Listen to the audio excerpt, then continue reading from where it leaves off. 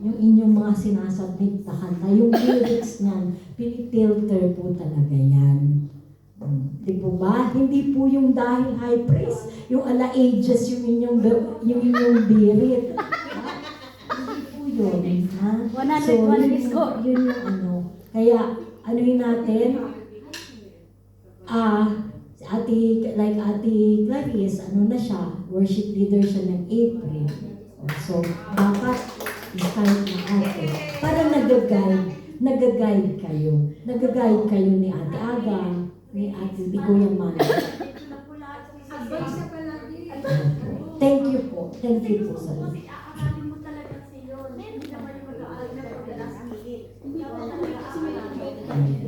Tsaka makakatulong yun sa mga instrumentalist at musician. Kasi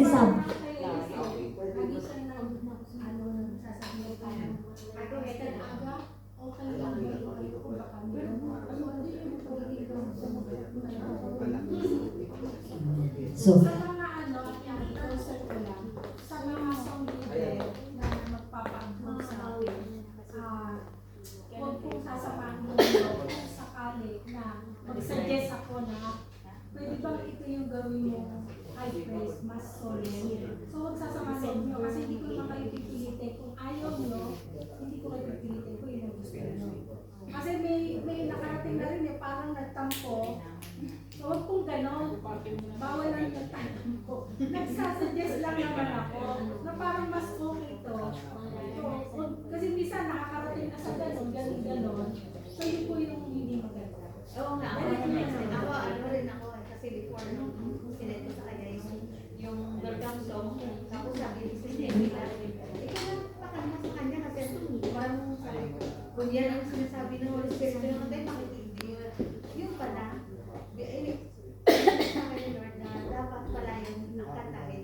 Sabi ko naman sabi ko sa misa na bahala, watermelon, yung pala yung ilang pa ko Lord. Hanggang ngayon, yun ang paboritong kantay yung oh, how good it is. Yun yung binigay na sa akin. Yun pa naman po. Ayun po, huwag po tayo magtatampo. kasi para naman sa glory ng Panginoon. Tsaka yung sabi nga natin, very good ang Saturday pagdating sa pag-observe ng 2 weeks prior.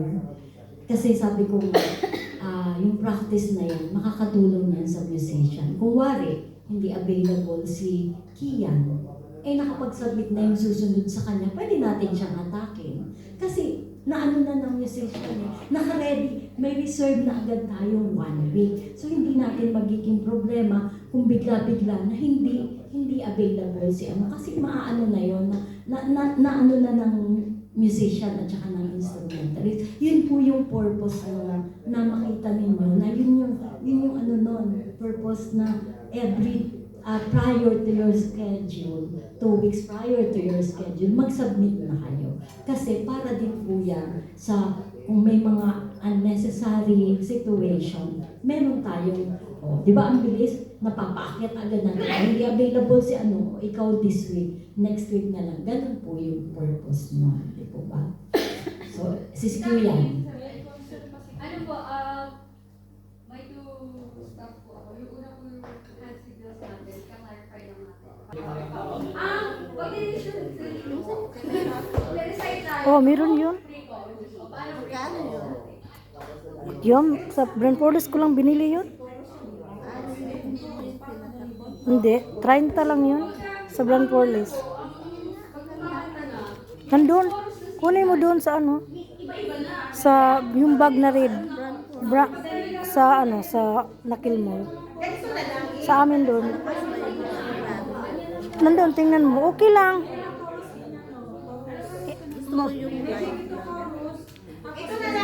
Bagay ba sa akin?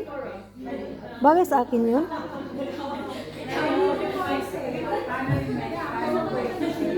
Chorus